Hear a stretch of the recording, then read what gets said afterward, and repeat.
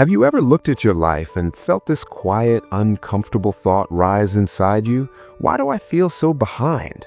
Not loudly, not dramatically, just a soft, heavy feeling that sits in your chest when you open social media, when you hear someone's success story, when someone your age reaches a milestone you haven't.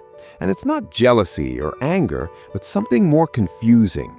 A feeling that everyone else seems to be moving forward while you're standing still watching time pass.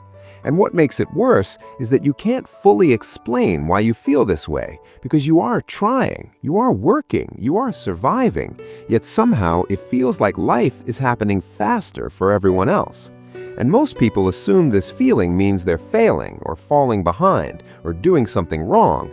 But what if that assumption itself is the real problem? Because feeling behind in life has very little to do with where you actually are and everything to do with how your brain measures progress. Since from a young age, your mind learns to track life like a race, with grades, confidence, career, money, relationships, and stability tied to invisible deadlines you never consciously agreed to.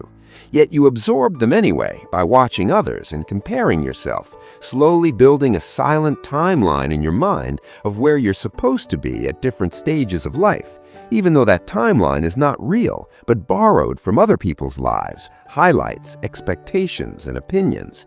And still, your brain treats it as law.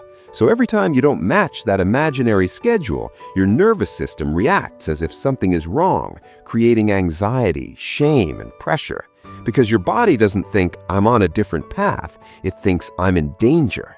Which is why the feeling of being behind comes with emotional exhaustion, not because you're lazy, but because you're constantly measuring yourself against a clock that never stops ticking, where every scroll becomes evidence, every achievement becomes comparison, and every quiet moment turns into self-questioning that drains you instead of motivating you. Especially when you've had to grow up early, slow down to survive, or spend years just staying afloat emotionally, mentally, or financially, because the timeline doesn't care about context or healing. It only cares about comparison, making you judge yourself harshly for not moving faster, even if stopping was the only way you survived. And the quiet truth is that you don't feel behind because you're slow, but because you're measuring yourself using someone else's pace, which automatically makes you feel late, rushed, guilty, and ashamed even when you're doing your best, while society celebrates visible success, not invisible progress, speed, not depth, outcomes, not resilience. So if your growth happened internally, it goes unnoticed, even though it may have mattered more than anything else. And the real danger of feeling behind is that it pushes you into rushing decisions, chasing paths that don't fit, ignoring your own timing just to catch up, disconnecting you from yourself, and turning life reactive instead of intentional. When in reality, what you're experiencing is not lack of progress, but misalignment between your inner reality and an external timeline that was never designed for you. And until that timeline is questioned, nothing will ever feel enough.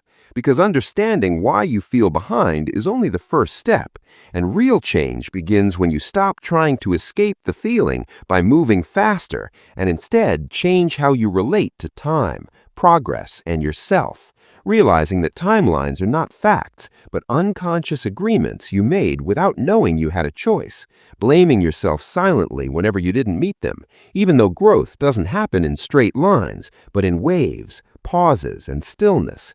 Especially when you're healing instead of building, doing invisible work it never gets applause, but without which nothing sustainable can be built, while comparison keeps your nervous system in threat mode, creating urgency without clarity, and burnout from chasing results that don't align with your values or season of life, until you learn to measure progress differently by asking if your choices reduce anxiety or increase it, expand your energy or drain it, come from fear or intention, forgiving yourself for years spent surviving instead of achieving, because survival years are not wasted years, but the foundation that kept you alive.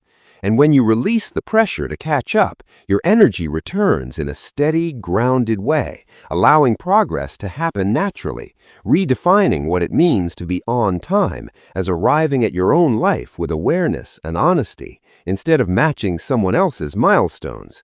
Because you were never behind, you were just becoming. And once you understand that, life stops feeling like a race you're losing and starts feeling like a path you're finally walking at your pace, in your time, with your full presence.